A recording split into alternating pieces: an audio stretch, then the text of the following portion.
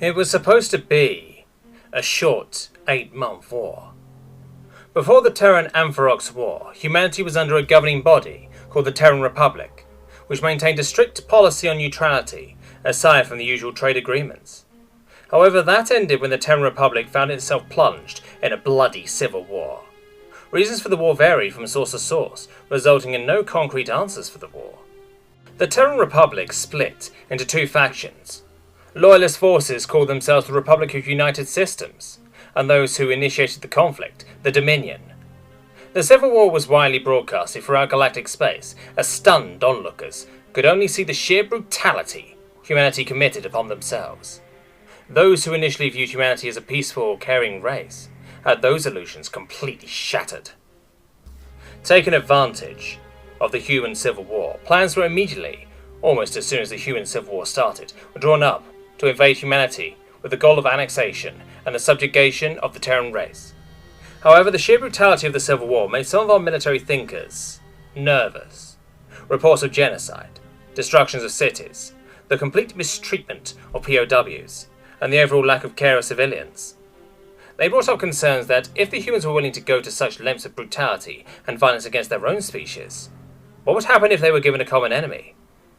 Of course, those who brought up the concerns were ignored, with a counter-argument that humanity wouldn't have the resources to wage another war against a superior force immediately once their civil war ended. The human Civil War lasted for 9 years. As the brutality of the war escalated, however, the war ended as both sides called for a ceasefire after the devastation that encompassed human space. Of course, humanity being a part of the Galactic Federation, organizations flooded into human space to help ease the suffering of humanity, to which humanity was grateful. Once the treaties were signed, and as both sides were gradually demobilizing their forces, that's when we took the opportunity to launch our decisive offensive into human space.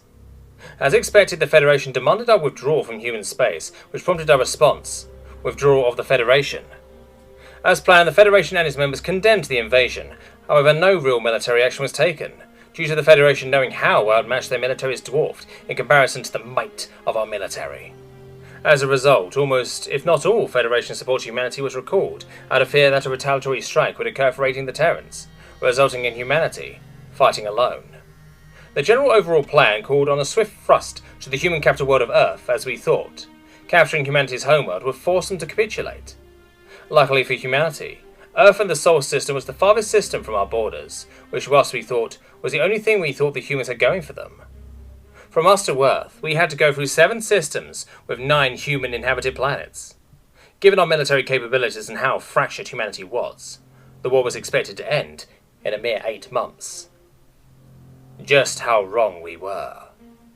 Resistance was, as expected, half-hearted at best. We initially invaded through Dominion space, in which we swiftly took the first 2 systems with relative ease and with minimal casualties within a span of 1 month. However, resistance movements started to form on occupied planets, which raised some concerns with the military high command, especially those who had experience in guerrilla warfare, although those concerns fell on deaf ears. Although ambushes of convoys and patrols on occupied planets started to rise, one concerning report was one of our military signal companies was ambushed, resulting in everyone killed. The report of the ambush was written off, however. It was noted that a single Dominion ship was spotted leaving the planet. Local forces were unable to shoot down the ship, resulting in the ship escaping the planet and jumping out of the system. Moving on with the plan, we jumped to the 3rd system, following our battle plan of striking towards Earth. However, we noticed that Dominion forces had rallied to put up a fierce resistance against our invading fleet. When the invading fleet jumped into the system, Dominion ships were in a defensive position, overwatching the planet, as we noticed an endless stream of ships leaving the planet and jumping out of the system, behind the Dominion fleet. The fleet admiral in command at the time assumed that the retreating ships were military targets, as shown in the recent human civil war. Little regard was shown to civilians. Our fleet moved forward and completely obliterated the Dominion navy present, which was a fleet comprised of only frigates and destroyers. However, it was noted that among the Dominion fleet there was a Republic cruiser among the Dominion fleet, which raised the question: why was a Republic cruiser among the Dominion fleet if they hated each other? Yet again, the question was never truly asked, and was more of an afterthought following the destruction of the Dominion fleet, but it was noted that the fleet fought to the bitter end. Nothing noteworthy was said about the 3rd system invasion.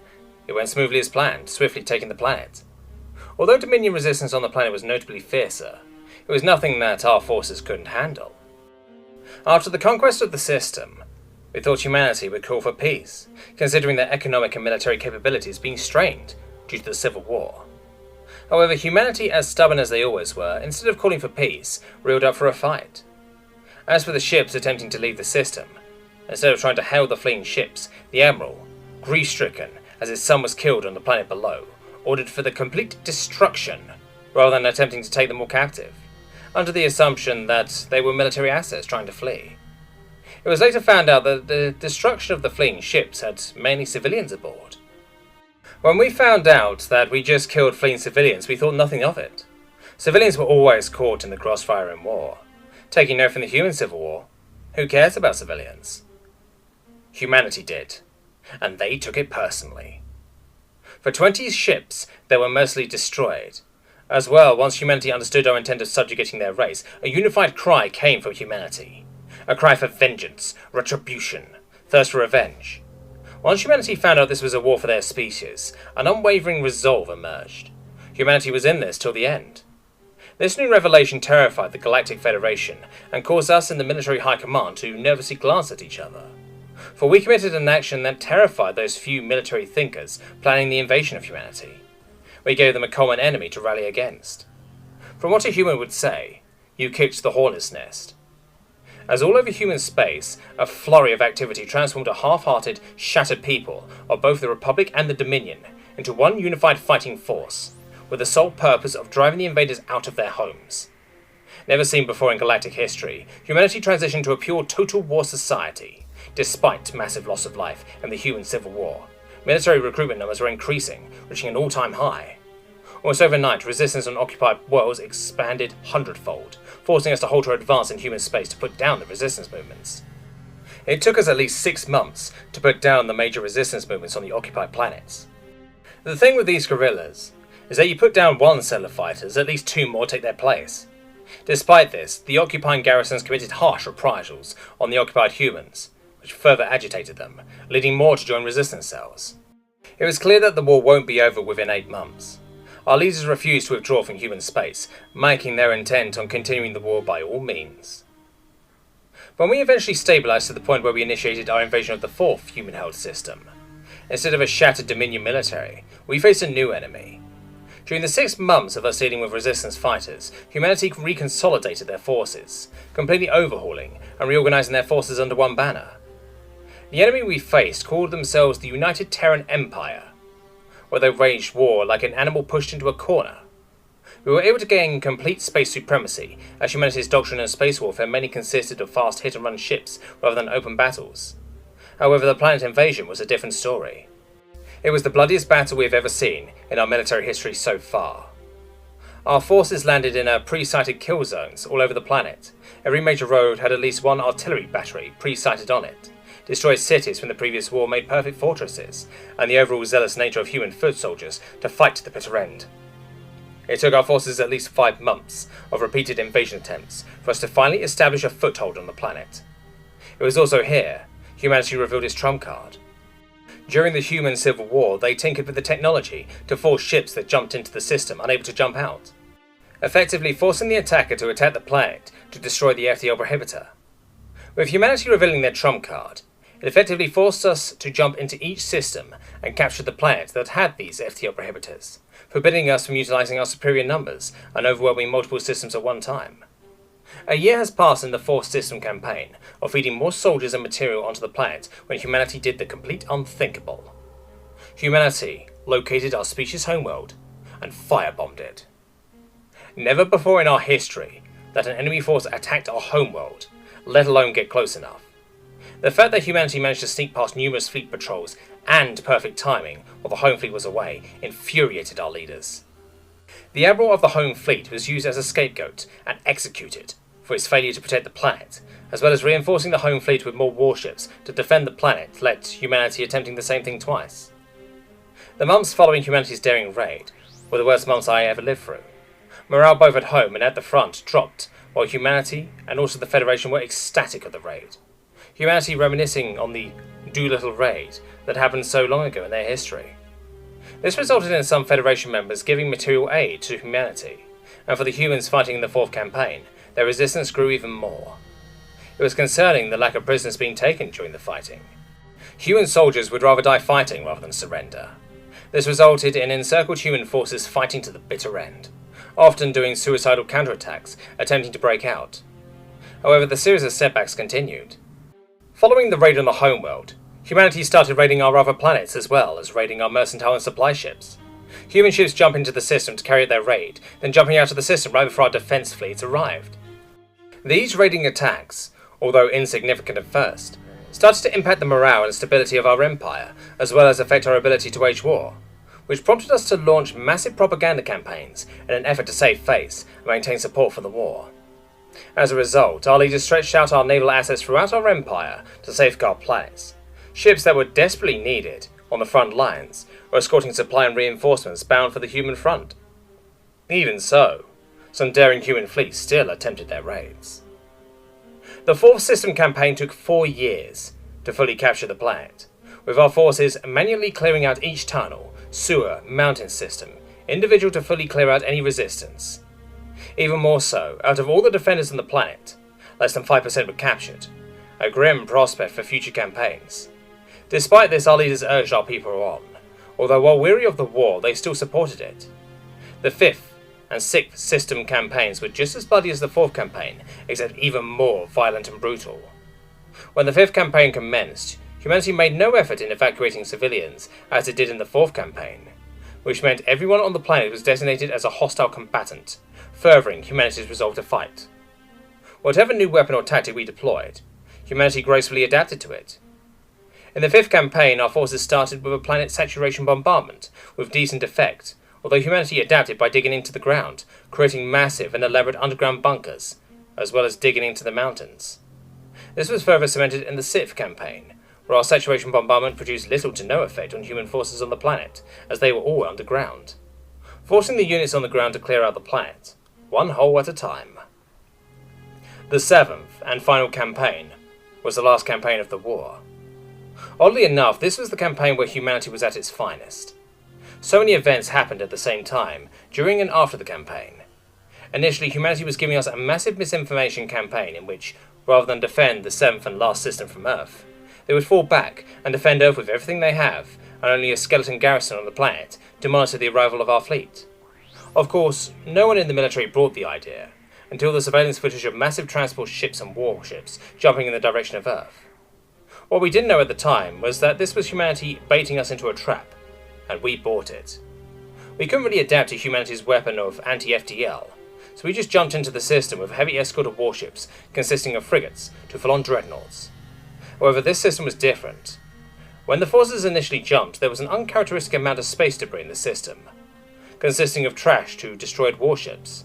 Something was off, but no one could explain why.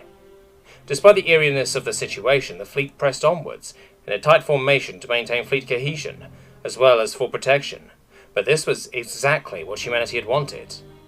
Out of nowhere, orbital defense platforms consisting of various sizes, as well as a significant portion of the human navy, opened up on the fleet, due to our fleet being herded. The fleet took heavy casualties. Countless war and transport ships were destroyed, pushing forward towards Earth. Despite heavy losses, more reinforcing warships were transported to the system to aid in the battle. When all of the orbital defense platforms were destroyed, and the human navy withdrawing, the battle-worn fleet started to advance towards the planet, knowing full well that they couldn't flee if they tried. The first wave landed seemingly unopposed. Our soldiers spread out to complete their objectives, and establish a foothold on the planet as well. However, all hell broke loose when the second wave was landing. All at once, human guns started to open up on our beleaguered units. Our forces had been led into another kill zone. Almost overnight, the entirety of the first and second waves were wiped out. The complete annihilation of our forces on the planet was the breaking point for both the military and our empire. Huge swaths of our military mutinied, refusing to go, as well as extreme civil unrest at home, as well as reports of Federation warships invading our systems. Our leaders were forced to make peace. Apparently, human diplomats throughout the war have been meeting frequently with Federation members, gathering their support for assistance. Initially, they hesitated and refused. However, one by one, Federation members agreed to the call to arms once they saw that we, the mighty Ampharox Empire, could be beaten. Humanity knew it wouldn't win a fight on its own, not without the support of the Federation. So as a result, humanity reeled back and made the hard-hearted, grim decision to trade bodies for time. If a squad of humans could hold back an entire platoon, a platoon holding back a company holding back a battalion could buy time.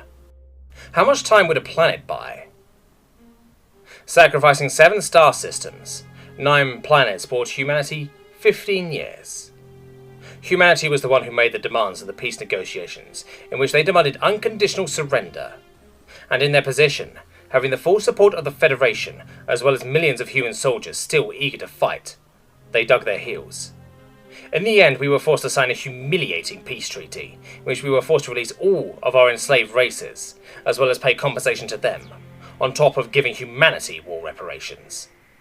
It was later discovered that humanity was acting only out of restraint, out of respect for the Federation demands, of if the Ampharox Empire's calls for peace, humanity would accept.